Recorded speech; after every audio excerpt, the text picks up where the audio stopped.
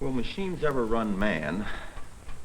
This is a question that is equivalent to wondering whether we can ever make machines that will break the thought barrier. I don't really know, but I do know that if we are able to make a machine which is capable of emulating human thinking, is capable of self-reproduction, is capable of improving itself, well, I hope that the man who does this has the presence of mind to kick the plug out of the socket before he runs. This is J. Presper Eckert, co-inventor of ENIAC and vice president of UNIVAC Division, Sperry Rand Corporation.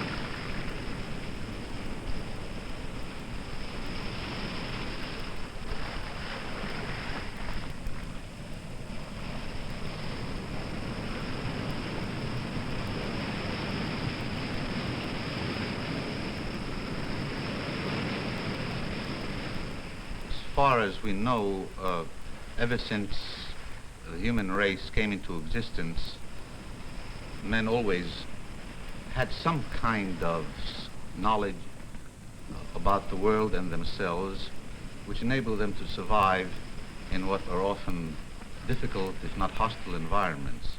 And for many centuries, many thousands of years, men acquired certain know-hows, such obvious things, for example, as being able to walk, the use of a fire, the use of a wheel in order to drag heavy objects, the use of a pulley. These things, where the origin is lost in beginnings of historic time, enabled men to achieve a great deal by way of establishing some kind of a civilization. This is Ernest Nagel, professor of philosophy at Columbia University and a prominent figure in the effort to reestablish the unity of science and philosophy.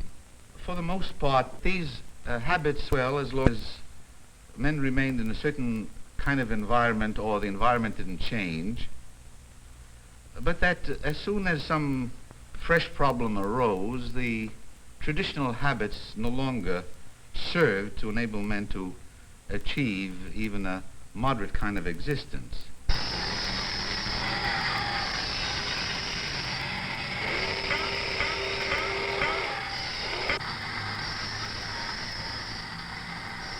Yesterday's fantasies of other worlds and machines like men are today's reality. The trouble with science fiction is that it's all too real.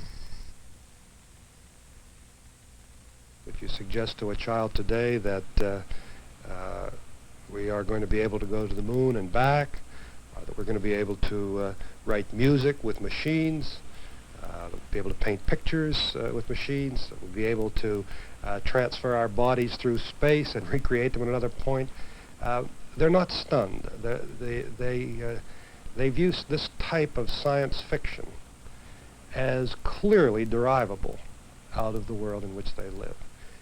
This is Dr. C.R. DiCarlo, Director of Education for the International Business Machines Corporation. The essence of this environment is that the key is information in the system rather than the energy. Because of this, our kids are willing to accept almost anything as possible.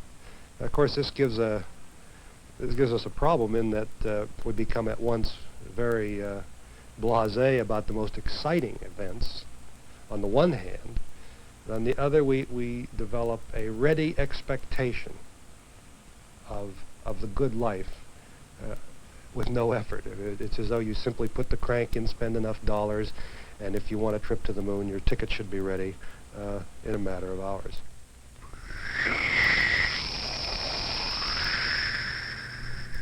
Roger. Understand go for at least 7 orbits. But the key is the information in the system rather than the energy. Information, which implies the power of understanding the parts and forces that operate within a system so that we may predict possible outcomes, control the system, and perhaps design a better one. There are many situations in the contemporary world where the sheer amount of information and the speed at which it must be handled simply exceed the tolerances and capacities of the human nervous system. Yet it may be that our very survival depends upon our ability to accumulate and to use wisely information concerning ourselves and our rapidly changing environment. Through its ability to process information and to serve as an extension of our logical and decision-making powers, the computer has become the indispensable tool of the modern age. The things we can't do on a computer are the things that we do subconsciously. There's even another case, they're the things we can't do at all either. But we do many things subconsciously in some unexplainable way, and in fact to us it seems almost muddled way underneath it all, and then we come out with the results of this thinking, and it takes us a while to understand what we've come out with. Once we do bring these things out on the table and understand them, then we have no trouble explaining them to other people. We also have no trouble putting them on computers then. I think you can make the assertion that any phenomenon involving data and logic or purpose can be at least helped, implemented, or amplified through the use of information technology. And this is why I think we've come to accept the notion today that practically anything is possible. A statement to the effect that anything is possible immediately raises the social and ethical question as to what within the infinite range of possibility is desirable and for whom. Obviously, any product of science and any tool, be it a stone hammer, a steam engine, an atomic reactor, or a computer, can be used and misused. Yet there are those who claim that there is something inherently destructive in the works of modern science, and that science and technology are responsible for the most critical problems faced by the modern world. This responsibility, I suppose, cannot be denied. On the other hand, many of the criticisms of science as being the source of our contemporary evils are on par with respect to their relevance and with respect to their force to saying that it is marriage which is the cause of divorce, since if we weren't married, we wouldn't have the problem of divorce. As I see it, we're embedded in a new world, and a new world of technology. At least in this country and probably in Western Europe, although I'm no expert in this field. But it does seem to me that we are embedded in a world where technology is completely pervasive. And some people seem to think we're almost subordinate to technology. Certainly, science has made it possible for us to develop instrumentalities of various kinds. We have, alas, misused many of them, or used them for what would be generally acknowledged to be iniquitous purposes, but to blame science for this is not to distribute the blame correctly. Without science, many of our contemporary horrors certainly would not have come into being, but it isn't science alone which must shoulder the responsibility for this, but rather all of us who do not know how to use the inventiveness of man for satisfactory purposes. We realize now that a person to participate in this technological world has to be educated and trained to a certain minimum point in order to survive as a healthy, functioning individual. These are changes which are quite pervasive and in a sense radical that have taken place, and they suggest concomitant changes or social inventiveness is going to be required in other activities in which we're engaged. And I believe that they all have their basis in the development of this information technology, because it's here that we've been able to bring our past experience to bear, to do a better job in designing and a better job in the production of things. The great problem before us, as I see it, is how to establish the ends now that we have the scientific means to create such a wondrous world in the world of things. I think it's much more important to think of science not simply as an instrument for developing these obvious material goods, but to think of science as I think has always been part of the tradition within the scientific community as an agency which succeeds in emancipating the human mind from ignorance, error, and from superstition. I'll grant that at the same time, the means, the technology, if you will, the mass communication, mass media, the advertising, the television, the closeness, the togetherness of living in an urban society makes it difficult for the individual to remain an individual and make this assessment. Our problem in education is to increase the probability that he will exercise choice, he will exercise thought, but observe he's at least in a position to do it. To me, this is the one great benefit that has come out of the science as a means to a better physical life. It puts the individual in a position to assess who he is, where he wants to go, how he wants to contribute. He may be very passive, but he at least has the chance. It is the replacement of men by machines, automation, that is frequently singled out as the most immediate problem brought on by technological change. I do not think it's a situation which solves itself automatically. For example, I think there's a danger that all progress, whether we make people live longer through medicine and as a result have more people to support from the working group, or whether we use more automation and computers, all progress is going to create an unemployment problem. I think the computer is one of the best tools we have to do some planning and try to get out of this unemployment problem. I don't think it's a situation which solves itself automatically.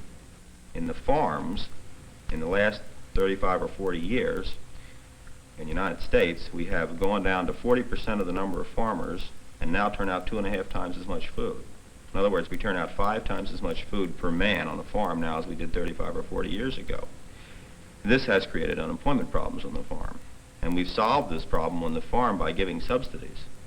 But if we make improvements like we have in automation on the farm, in all areas of our work, where are the subsidies going to come from to subsidize everything?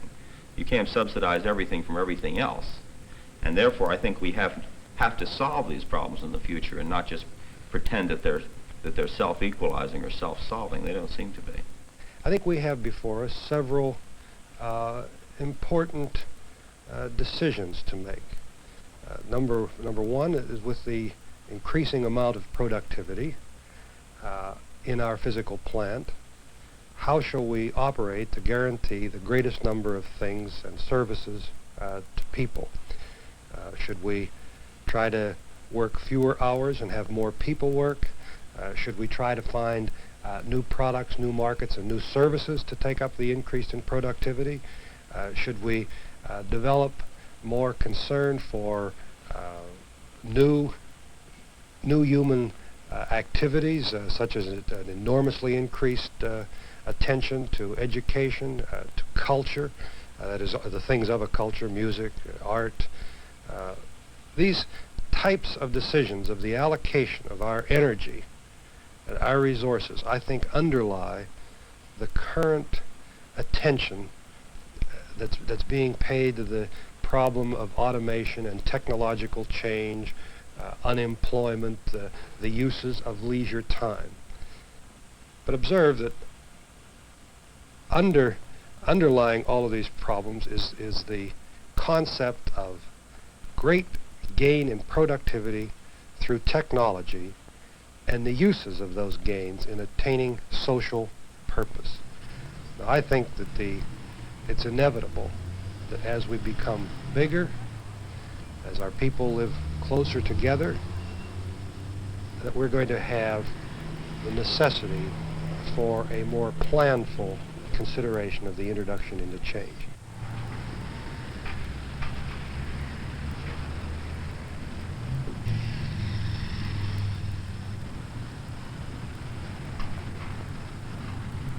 This is the kind of problem that I think has to be brought out into the open in the public sector, discussed with the consensus of the people coming up through political leadership, with all of us accommodating ourselves and our various views to the greatest good. And I see as a result of this process a great deal more of thoughtful and planned action on the part of society, not only the great corporations, the labor unions, the government, but on all of our institutions. We have to become more concerned about our desire to predict and control and amplify and make better the future in which we're going to live. Of course, a great deal of the future will depend upon what commands we give our machines and what questions we ask them. Loom. Sweep. Check. And what about computers that adapt to their environment and, in a sense, learn from experience? Dr. Richard Hamming of the Bell Telephone Laboratories questions Larry Roberts of the Massachusetts Institute of Technology about a machine learning experiment. How are you people approaching this learning problem? Well, we're worried about the problem of pattern classification. Now, if you wanted to separate the letters of the alphabet, one from another, with a machine, you'd have to develop all sorts of rules to separate them. O is completely closed, B has two closed areas. Now, you can state this one rule as one, and you can state many more rules which are going to separate them all. We're worried about speech recognition here. I'm sure you'd find it very hard to write down all the rules to separate various speech patterns. Mm-hmm. And so we have to have the machine do some of this work for us. We try and give it a method for generating its own rules, and by this method we are able to classify patterns by giving it instances of each pattern. We give it, say, 5 A's, and 5 B's, and 5 C's, and teach it which is which, and then it should be able to develop rules for classifying A's the same and separating them from B's. Well, as I see, this is a rather sophisticated proposal. You are not giving the machine the rules, you're giving the machine the method, and the machine will find the rules for making distinction. That's right.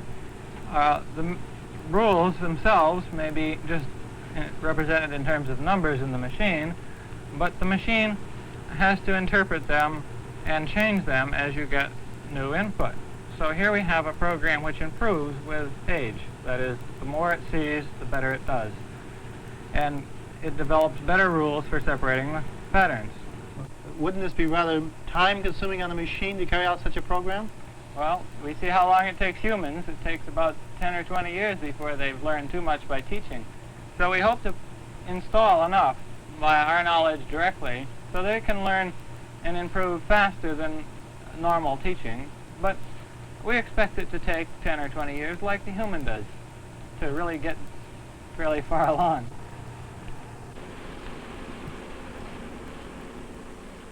Another research effort in machine learning is the famous checker playing experiment being conducted by Professor A.L. Samuel of IBM.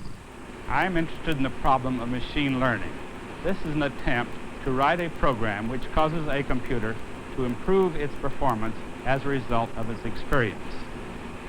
Since it is quite difficult to do this in a real-life situation, I've chosen the game of checkers.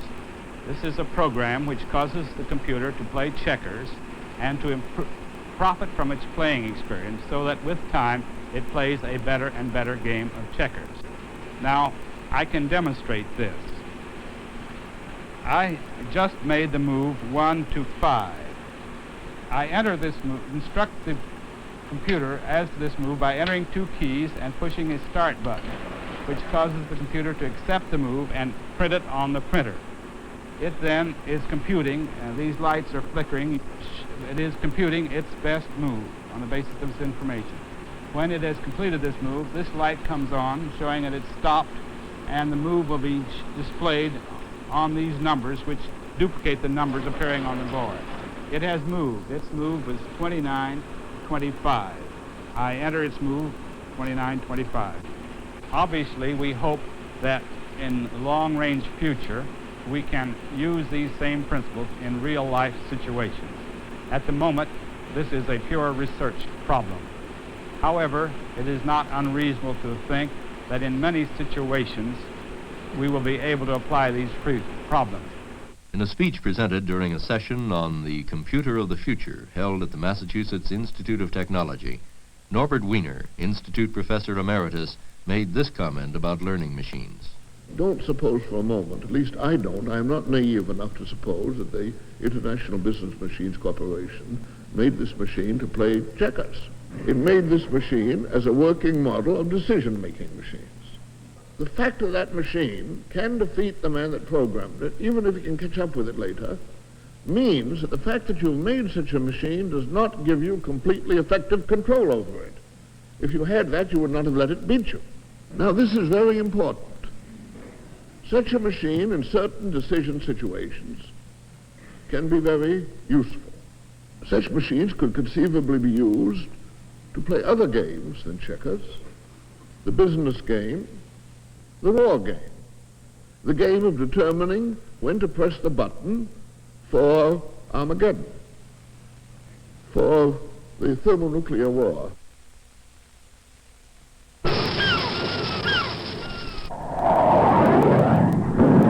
The situation of man and the computer has been described as man's first encounter outside himself with something that is exactly like some inside part of himself.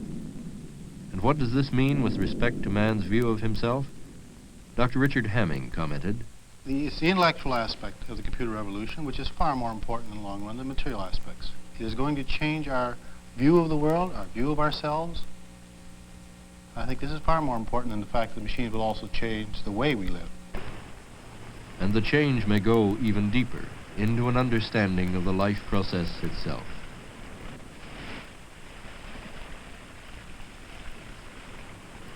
In the past 2 decades, we've seen some brilliant work in interpreting the nature of the cell as an information machine. Geneticists, microbiologists are beginning to use the same ideas, constructs, and words that we use in the computer field. And this isn't to suggest that the computer can either unravel the life secret or can duplicate it or can control it. It does suggest, however, that an understanding of the life process can profit by taking operational ideas from information theory and information technology and applying them to the life process. I personally am persuaded that no matter how deeply we probe, no matter how arduously we try to duplicate and are successful in duplicating certain parts of the life process, that there will always be some new level of fineness or resolution beyond us. In other words, the enigma will always be there. The enigma of life itself exceeds only the enigma of how to live a life meaningfully and to the fullest. The enigma of how to adapt to and how to shape the circumstances of life we have inherited and of life we have created. Have we the wisdom for survival? There is one of our creations, the computer, which has no wisdom whatsoever of its own, but has great ability to follow what we instruct it to follow. This machine may free us a little from routines, that we may develop wisdom. It may show us, abstractly, the logical consequences of actions, which may help us to act more wisely. It may help us to use the past with greater wisdom in the service of the present. And it may help us to teach the young that they may grow beyond us in wisdom. I view technology as at once a crushing weight on the individual, but on the other hand, an enormous opportunity to understand himself and to reflect and assess where he wants to go. At the same time, realize that he has to fight the battle within himself to remain a biological mechanism. I guess the individual today is faced a little bit with the fear of admitting or facing his own existence, because it's a lonely world in one sense, the existence of technology and things, an environment which seems to be so impersonal, to use the favorite word, alienates the individual. It is a lonely uphill battle to be alert and perceptive to the world, and yet I think it's the most noble battle, as it always has been in history. All the way back to the Greeks, the phrase, "the unexamined life isn't worth living." Well, this was a phrase that was made in Athens when there were very few people that could even afford examination. So for most of people in Athens, life by definition wasn't worth living. Today, at least, the opportunity to examine life is available to practically all of our citizens. I think the expression I like to conjure with here, I remember, is from Ortega. I think he said that life is petty unless it's moved by an indomitable urge to extend its boundaries. That only when we live more, when we desire to live more, are we really living at all. And it's this outer tension, the outer desire, the desire to participate, and at the same time to be introspective, to me seems to be the heart of the educational problem in our culture. As I say, it's a problem that's made enormously difficult by technology, mass communications, and all of the things that we look at negatively. And yet it's these negative means which enable us to have the opportunity for individual assessment. Now, whether we have the courage and the time and the energy to use the opportunity we have, I think is the great problem.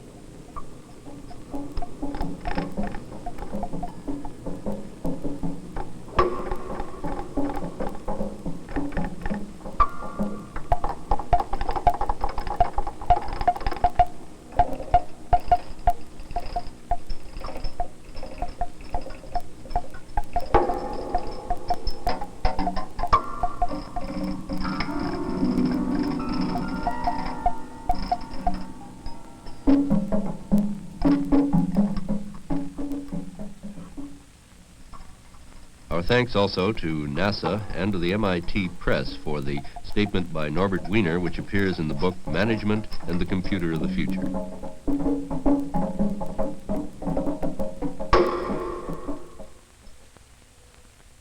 This is NET, National Educational Television.